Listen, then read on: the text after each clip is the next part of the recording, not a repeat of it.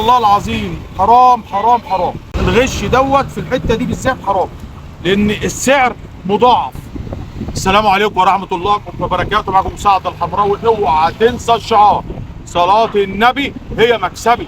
والله العظيم يعني الفيديو ده بالذات الواحد زهق منه. الفيديو ده يطلع بتاع 5 فيديو بس لازم اقوله، ولازم في الصيف كل سنه اعمل الفيديو ده، لان والله العظيم حرام حرام حرام. الغش دوت في الحته دي بالذات حرام، لان السعر مضاعف. بصوا ده شرقوش ودي كنيسه. لازم انت لما تيجي تشتري تعرف الفرق ما بين الشرغوش ده والكنيسه دي. بص ده شرغوش وده كنيسه. ايه الفرق؟ الشرغوش اهو، الشرغوش بيبقى عريض، وهنا في خط اسود عريض وفي خط اسود، تمام، وما فيهوش هنا التاج اهو، عريض وهنا خط اسود وما فيهوش تاج، ابيض اسود بحسب الارض بتاعته.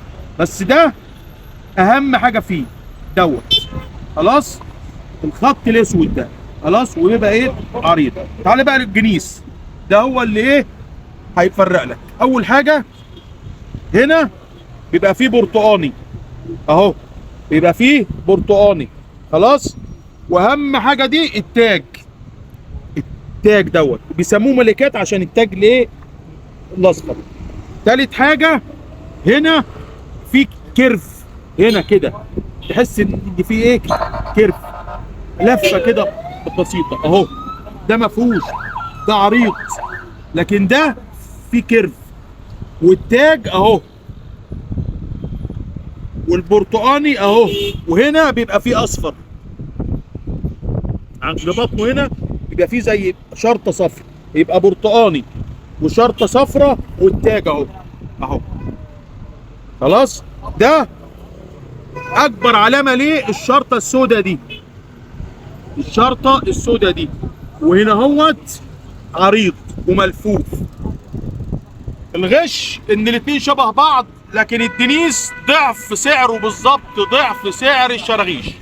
يعني لو الشرغوش ب 10 جنيه يبقى الجنيس ب 20، الشراغيش ب 100 يبقى ده ب 200، الشراغيش ب 200 يبقى ده ب 400.